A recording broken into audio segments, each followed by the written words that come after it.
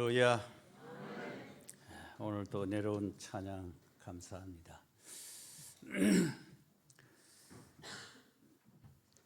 한 달이 왜 이렇게 빨리 가는지 모르겠어요. 전에는 속도감을 그렇게 못 느꼈는데 금년 들어서 왜 이렇게 한 달이 빨리 가나 하는 것을 양포교회 설교 하는 날이 돌아오면 너무 빨리 돌아온다 이런 생각을 느껴요. 속도감을 느끼는 것 같습니다. 오늘은 믿는 도리를 굳게 잡으라 하는 말씀으로 같이 은혜 받기를 원합니다. 수학은 공식이 있고 과학은 법칙이 있고 기독교는 교리 또는 믿음의 도리, 믿음의 원리 이런 것이 있습니다. 수학은 공식대로 하면 풀어갑니다. 기독교 신앙은 믿음의 도리를 따르고 믿음의 원리대로 순리대로 따라가야 믿음의 열매를 잘 맺어갈 수 있습니다. 11절 말씀에 보면 그러므로 우리가 저 안식에 들어가기 위하여 힘쓸지니 이는 누구든지 저 순종하지 아니하는 본에 빠지지 않게 하려 함이라. 하나님의 말씀은 살았고 활력이 있어 좌우에 날선 어떤 검보다도 예리하여 혼과 영과 및 관절과 골수를 찔러 쪼개기까지 하며 또 마음의 생각과 뜻을 판단하나니 그랬습니다. 우리가 저 안식에 들어가기 위해서 힘을 써야 된다. 하늘나라 영원한 안식에 들어가는 것을 우리가 목표로 해서 항상 그것을 힘써 줄기차게 가야 된다는 거예요. 그러기 위해서는 저 불순종의 사람들의 본을 따라서는 안 된다 그러는 겁니다. 우리가 하늘나라 영생의 복을 얻기까지 믿음의 도리를 굳게 붙잡고 살았고 운동력 있는 하나님의 말씀을 부지런히 따라서 살아가다가 보면 결국은 하나님의 말씀이 우리를 또한 붙잡고 하늘나라까지 끌고 간다는 것입니다. 그러므로 사도 바울은 배우고 확신한 일에 너희가 거해라 그랬습니다. 히브리서 3장 1절에 보면 그러므로 함께 하늘의 부르심을 받은 거룩한 형제들아 우리가 믿는 도리의 사도이시며 대제사장이신 예수를 깊이 생각하라. 이 말은 우리 믿는 도리의 샘플이 되고 우리 신앙의 모델이 되는 예수님을 항상 깊이 생각해라 하는 그런 얘기입니다. 예수님은 우리의 신앙의 표본이 되고 신앙의 모델이 되시는 분이십니다. 그리스도인들의 목표는 항상 예수 그리스도를 닮아가고 예수님처럼 살아가는 것입니다. 그러므로 우리 그리스도인들은 평생토록 주님은 완전하신 분이고 우리는 불완전한 사람들이기 때문에 평생 예수님처럼 닮아가려고 예수님처럼 살아가려고 우리는 일평생 노력해야 된다 하는 것을 얘기합니다. 예수 그리스도를 깊이 생각해야 합니다. 우리 그리스도인들이 생각이 짧고 생각이 깊지 못해서 신앙생활에 때로는 실수할 때가 많습니다. 우리가 좀 더 깊이 생각하고 더 깊이 기도할 필요가 있습니다. 일상적인 습관과 관행을 따라 물결 치는 대로 바람이 부는 대로 생각 없이 살아가기 때문에 신앙생활이 어려워지는 겁니다. 그러므로 히브리서 기자는 예수님을 깊이 생각해라. 믿는 도리를 굳게 붙잡으라. 그리고 사도 바울은 배우고 확신한 일에 거해라. 그런 우리가 사순절 기간을 보내면서 우리를 위해 고난받으신 예수님을 좀 더 우리가 깊이 묵상하는 그런 기간이 필요합니다. 겟세마네 동산에서 땀방울이 핏방울이 되도록 기도하시던 주님을 생각해 봐야 합니다. 빌라도 법정에서 한마디 변명 없이 침묵으로 일관하시던 주님의 모습을 생각해 봐야 합니다. 원수들에게 붙잡혀 온갖 조롱을 받으시고 모독을 당하시면서 골고다 언덕을 십자가를 짊어지고 쓰러지고 넘어지며 올라가시던 주님을 생각해 봐야 합니다.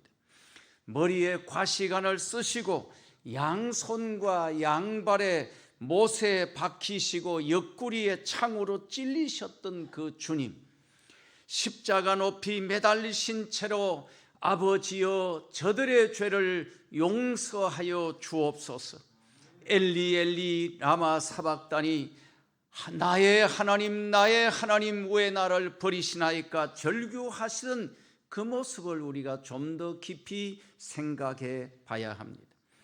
주님은 전적으로 우리를 죄에서 구원하시기 위해서 통곡하시고 근심하시고 기도하셨고, 우리가 받을 고난을 대신 받으시고 우리를 대신해서 온갖 부끄러움과 수치를 한 몸에 다 받으시며 십자가에서 죽어가셨습니다.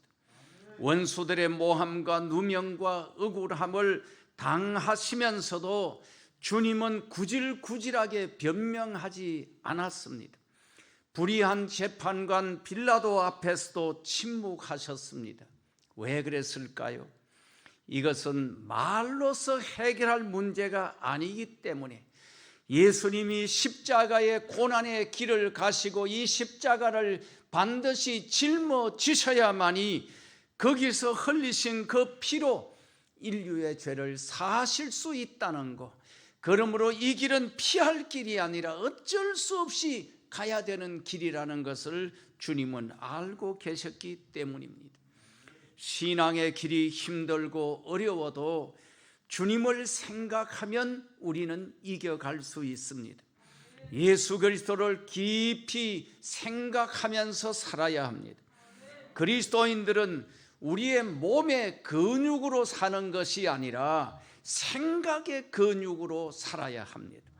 무슨 일이든 깊이 생각하고 행동해야 합니다. 믿음의 도리를 굳게 붙잡고 흔들리지 않는 삶을 살아야 합니다. 히브리서 3장 12절에 보면, 형제들아 너희는 삼가 호흡 너희 중에 누가 믿지 아니하는 악한 마음을 품고 살아계신 하나님에게서 떨어질까 조심하라 그랬습니다. 여러분, 인간은 누구나 다 연약하기 때문에 전능하신 하나님을 붙들고 의지하고 하나님을 가까이 하는 것이 복인 줄로 믿으시기 바랍니다. 주님은 포도나무 비유에서 가지가 나무에 붙어 있기만 하면 뿌리로부터 올라오는 자양분을 받아먹고 잎이 피고 꽃이 피고 자라고 열매를 맺게 된다 그랬습니다. 포도나무 가지가 줄기에서 떨어지면 말라 죽어버리고 맙니다. 그러므로 가지는 나무에 단단히 붙어 있는 것만이 사는 길입니다. 마찬가지로 우리 그리스도인들은 하나님께 단단히 붙어 있어야 한다는 겁니다. 그리스도인들은 하나님을 가까이 하면 할수록 은혜를 받고 복을 받습니다. 하나님과 멀어지는 것만큼 우리에게 위험한 일은 없습니다. 우리가 하나님을 가까이 하기 위해서 어떻게 해야 될까요? 히브리서 3장 13절에 보면, 오직 오늘이라 일컫는 동안에 매일 피차 권면하여 너희 중에 누구든지 죄의 유혹으로 완고하게 되지 않도록 하라. 우리가 시작할 때 확신한 것을 끝까지 견고히 잡고 있으면 그리스도와 함께 참여한 자가 되리라. 신앙생활은 처음 믿을 때 바른 신앙의 길로 확실하게 예수를 믿고 바로 시작하는 것이 중요할 뿐 아니라 우리가 믿음의 결국 마지막에 하늘나라까지 들어가야 믿음의 성공자가 되는 겁니다. 신앙생활은 잘 하려고 하면 우리가 서로 피차 권면하고 도와주는 노력이 필요합니다. 여러분, 우리가 1년 365일 날마다 새벽 기도하는 사람들 얼마나 귀한 분들인지 모릅니다.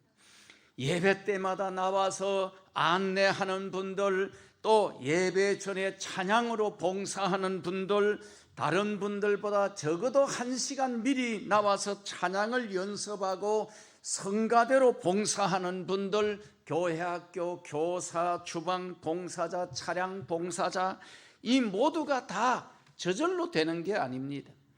여러분, 양포교회처럼 이렇게 성가대가 잘 모이고 잘 되는 그런 교회를 보면 저절로 잘 되는 게 아니에요.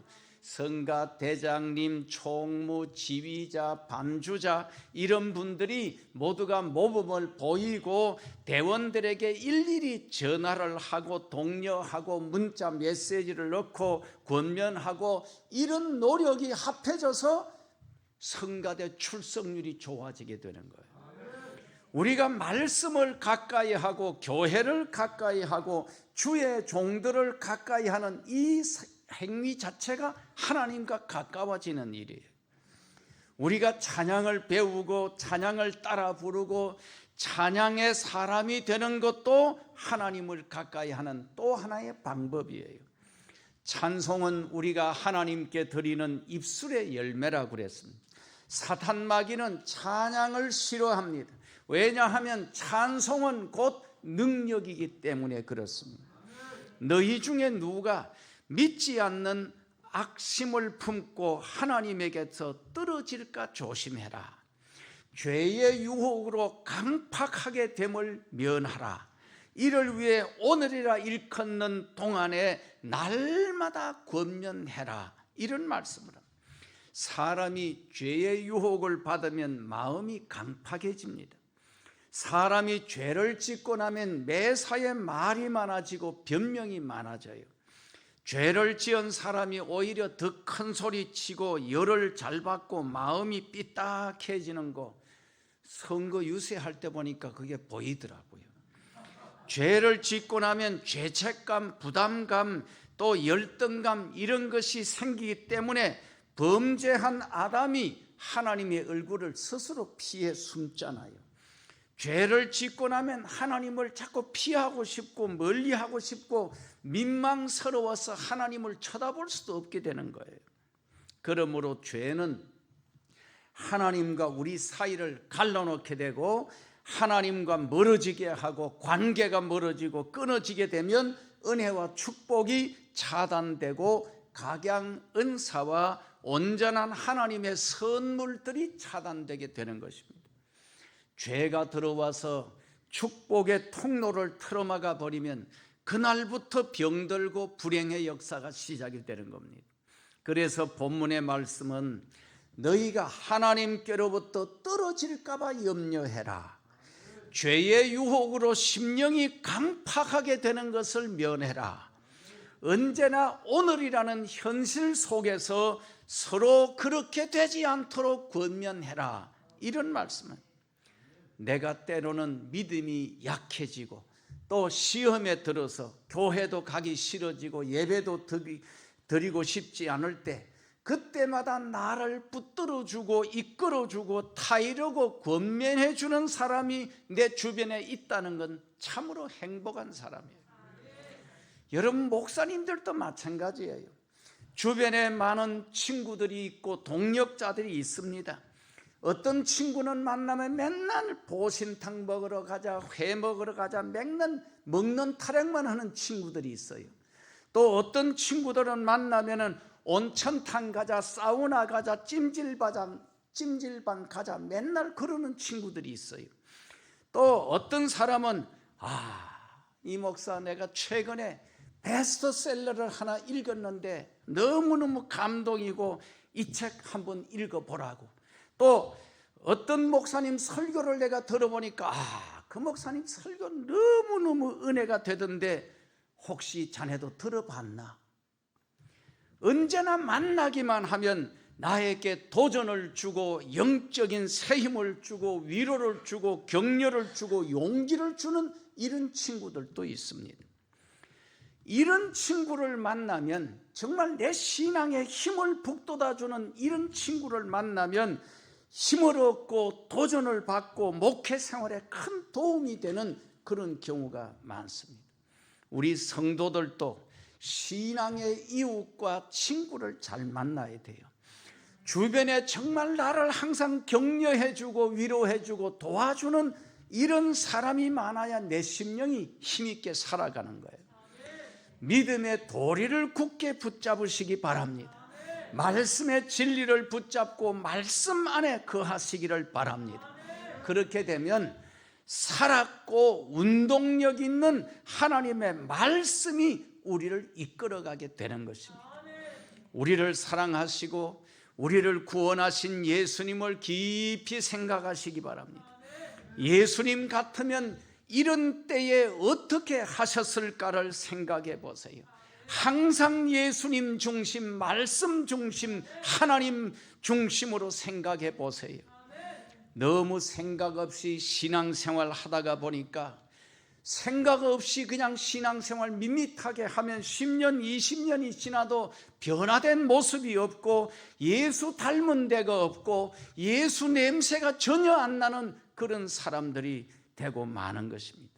우리가 믿음의 도리를 굳게 잡고 예수를 깊이 생각하고 내가 하나님에게서 혹시라도 떨어질까 봐 염려하고 오늘이라고 일컫는 동안에 날마다 때마다 서로 신앙의 권면을 해주고 서로 믿음에 굳게 서도록 도와주는 이런 삶을 살아야 된다는 거예요.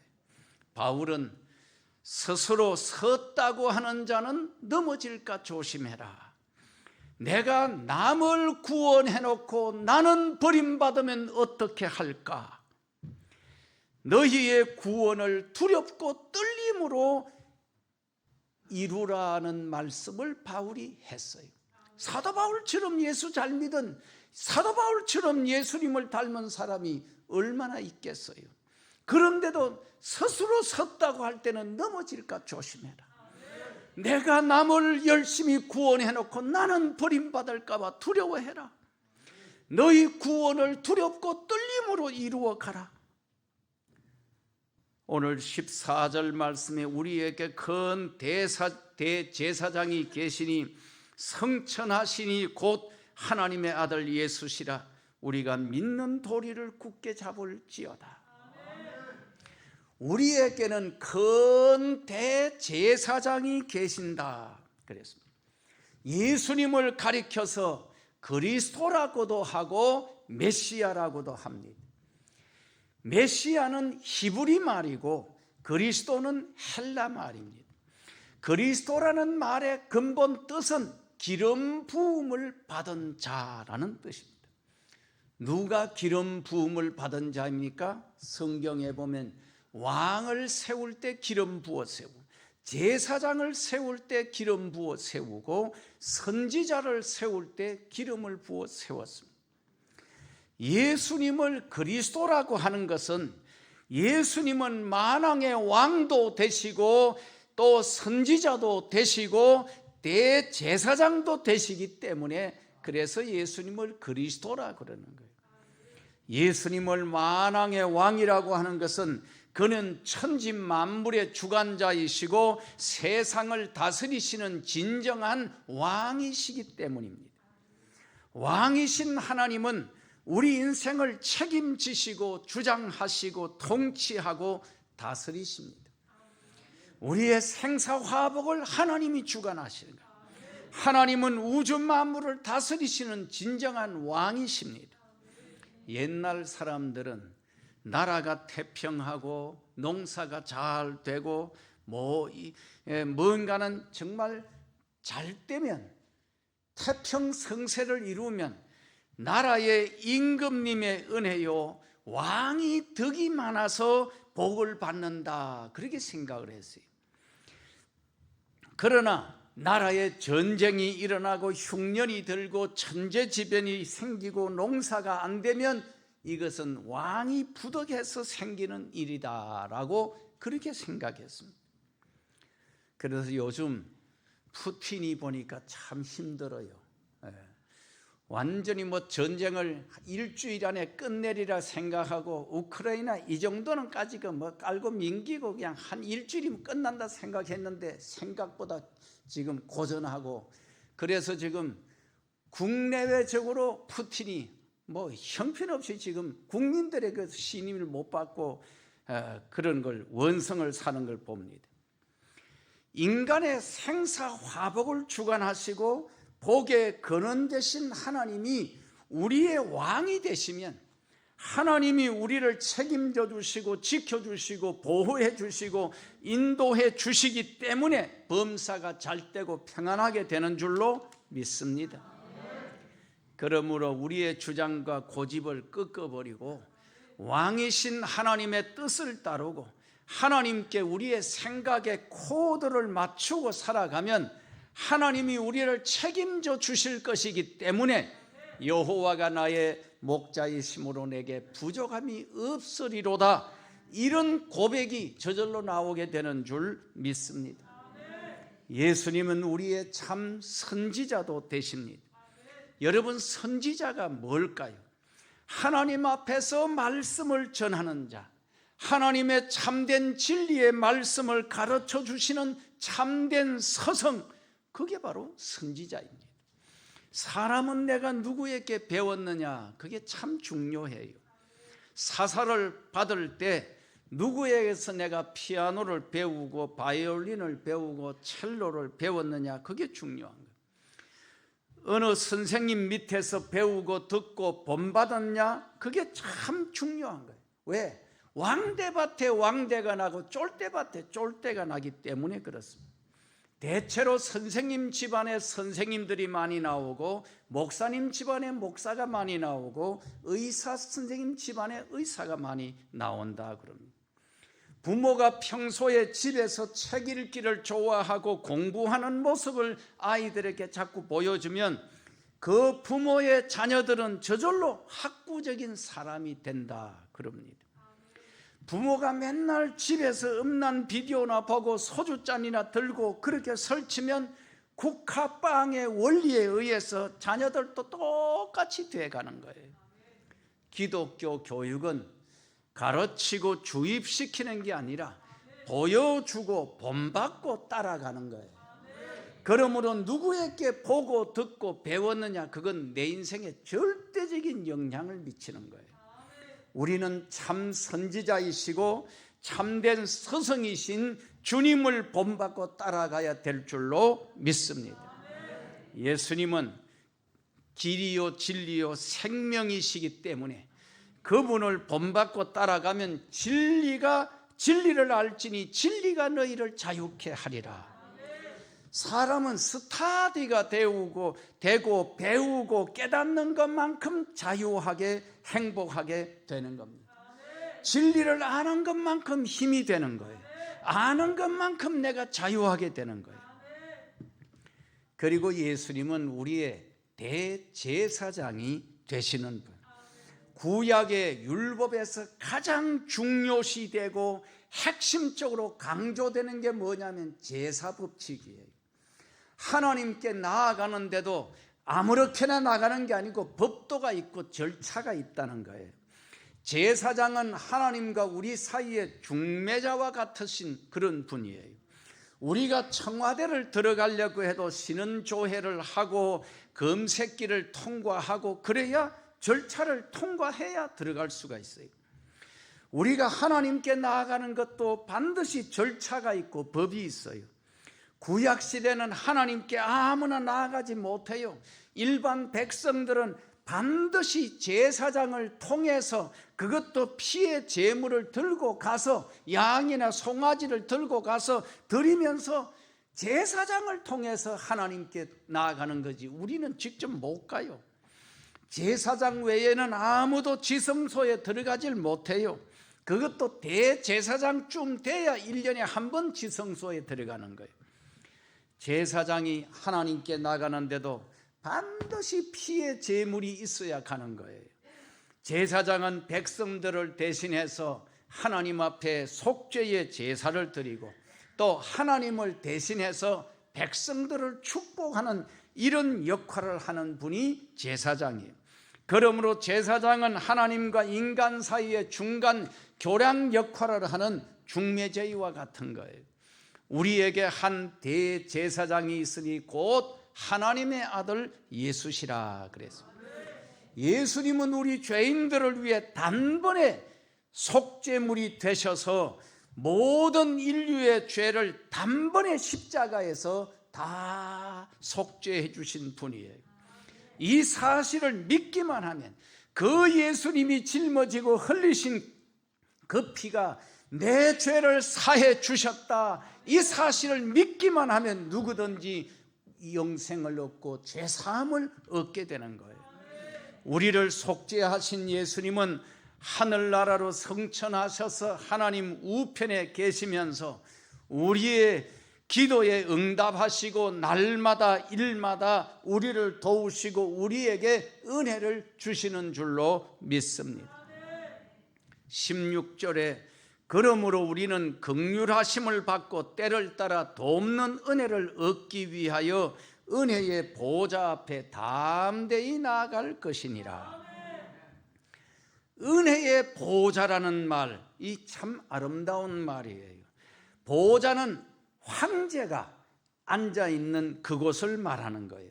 중국 베이징의 자금성을 가보신 분들은 알겠지만 규모가 어마어마하게 참 크다는 걸 느껴요. 자금성 안에 방이 몇 개냐 물어봤더니 9,999개라고 그러더라고요.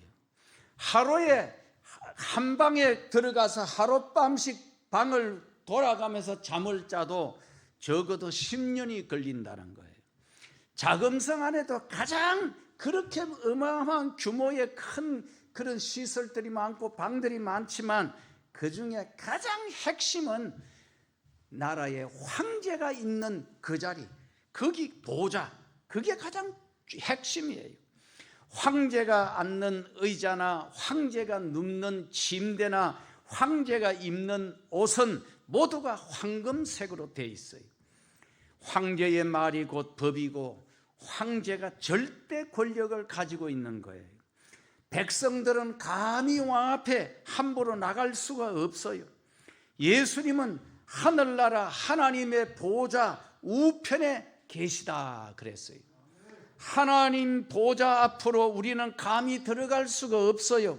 그러나 예수님이 하나님의 보좌 우편에 이미 들어가 계시기 때문에 우리는 이제 예수 이름으로 예수님의 백으로 언제든지 우리는 하나님 앞에 나아갈 수 있는 길이 열린 줄로 믿습니다. 이제 하나님의 보좌는 우리에게 두려움의 보좌가 아니라 은혜의 보좌가 된 줄로 믿습니다. 대제사장 되시는 예수님은 하나님 앞에서 우리를 위해 변호해 주시는 변호사도 되십니다.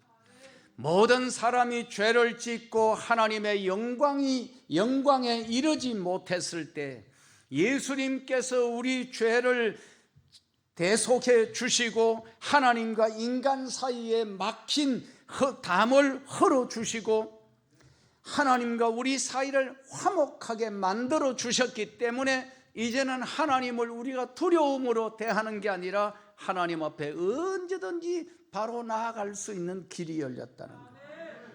15절에 우리에게 있는 대제사장은 우리의 연약함을 동정하지 못하실 이가 아니요 모든 일에 우리와 똑같이 시험을 받으신 이로되 죄는 없으시니라. 예수님은 완전한 신이시면서 완전한 인간이십니다. 우리와 똑같은 육신을 입으시고 동정녀 마리아에게서 나시고 인간의 몸으로 생로병사의 과정을 겪으시고 우리와 똑같은 고난과 아픔을 겪으신 분이므로 우리의 형편과 사정을 너무너무 잘 아시는 분이라. 우리와 똑같이 시험을 받으시고 고민하고 슬퍼하고 괴로워하시고 우리처럼 체력의 한계도 느껴보셨던 분이십니다. 우리 입장을 너무 잘 아시는 분이 우리를 변호하시는 변호사가 되셨습니다. 그러므로 예수님은 우리를 이해하시고 우리를 공감하시고 긍휼히 여기시고 우리를 불쌍히 여기시는 분이라는 거예요. 우리와 똑같이 시험을 받으셨지만 그분은 죄가 없으시다. 예수님이 죄 없으신 분이기 때문에 우리 죄를 사하실 수 있고 우리를 죄에서 구원하실 수 있습니다. 몇 해 전에 미국에서 O.J. 심슨이라는 사람이 자기 부인을 칼로 찔러 숨지게 한 끔찍한 살인 사건이 있었어요. 그가 살인죄로 기소가 돼서 재판을 받는데 이 사람이 미국의 최고의 변호사들, 제일 값이 비싼 변호사들 한 사람이 아니고 아주 변호사들을 한 뻘떼기로 그냥 최고의 변호사 군단을 만들어 가지고 재판을 받았어요. 워낙 말 잘하는 변호사들이 달라붙어서 법을 교묘하게 요리조리 빠져나가면서 이 사람이 분명히 자기 부인을 칼로 찔러 죽인 살인자인데도 변호사의 그 변호 덕분에 배심원들 전원이 무죄 판결을 내려버린 거예요. 세계적으로 떠들썩한 사건이었어요. O.J. 심슨이 흑인이기 때문에 무시를 당해서 결국은 인권 문제로 들고 나와서 이 사람이 오죽하면 이건 살이 아니라 자기가 흑인이라고 너무너무 무시가 당하다 보니까 그래서 그냥 순간에 분노를 참지 못해서 그렇게 됐다. 변호사의 이 변론이 너무 논리적이고 설득력이 있어서 결국은 무죄 판결을 받았다는 거예요. 변호사의 힘이라는 게 그렇게 대단해요, 여러분. 일반 세상 법정은 그 재판을 담당한 판사가 누구고 검사가 누구에 따라서 판결이 달라지기도 하고 또 그 재판의 변호사가 누구냐에 따라서 엉뚱한 판결이 나오기도 합니다. 그래서 요즘 보니까 뭐 구정권, 신정권 지금 뭐 다투는데 가만 보니까 지금 문재인 대통령 지금 요즘 똥줄이 탔어요. 이제 내려오면 곧바로 그냥 모조리 잡아다 넣을 것 같으니까 지금 온갖 발악을 하면서 어쩌든지 그냥 못하게 하려고. 그런 게 다 세상 법정은 그래요. 그냥 힘 있는 쪽으로 기울어 버리는 경우가 많아요. 세상 법정은 오심도 생기고 오판도 생길 때가 많아요. 그러나 하나님 앞에서 우리를 변호하시는 예수님은 완벽한 변호사이십니다. 예수님은 오판이 없으세요. 죄가 없으세요.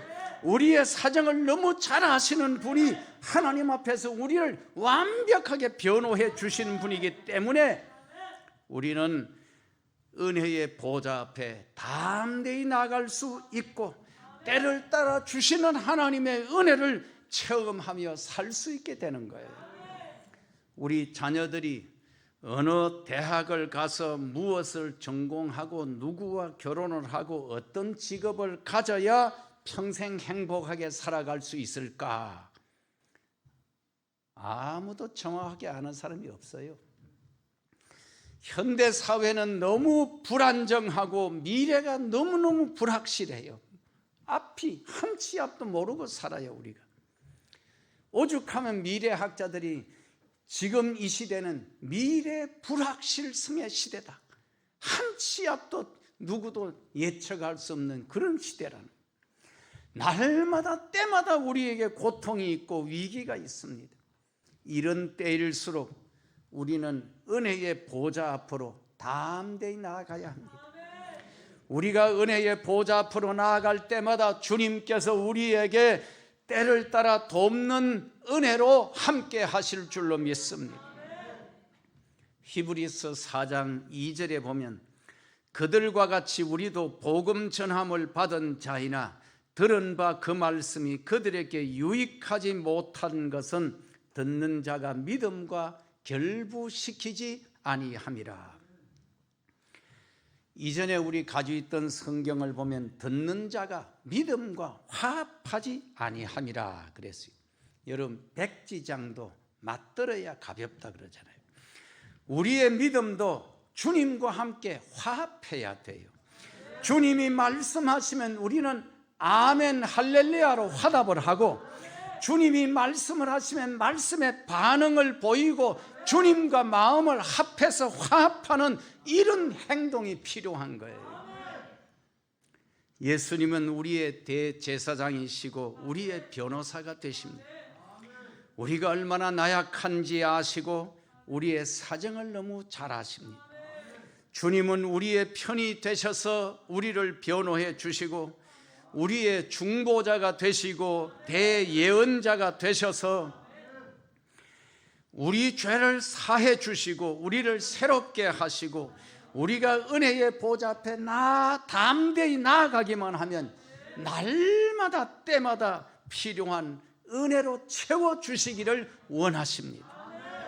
이 믿음의 도리를 우리가 굳게 붙잡고 흔들림 없이 믿음의 삶에서 끝까지 승리하는 우리 모두가 될 수 있기를 주의 이름으로 축원합니다. 기도하겠습니다. 하나님 은혜 감사합니다. 참으로 사순절 네 번째 주일을 맞이했습니다. 어느 때보다도 우리가 주님을 더욱 깊이 묵상하고 생각해야 되는 이 절기에 오늘 또 귀한 말씀으로 은혜 받게 하신 하나님 감사합니다. 우리가 믿음에 약해지지 아니하고 흔들림 없이 믿음의 도리를 끝까지 굳게 붙들고 전진하는 저희들 되게 하여 주시옵소서. 예수님 이름으로 기도하옵나이다. 아멘.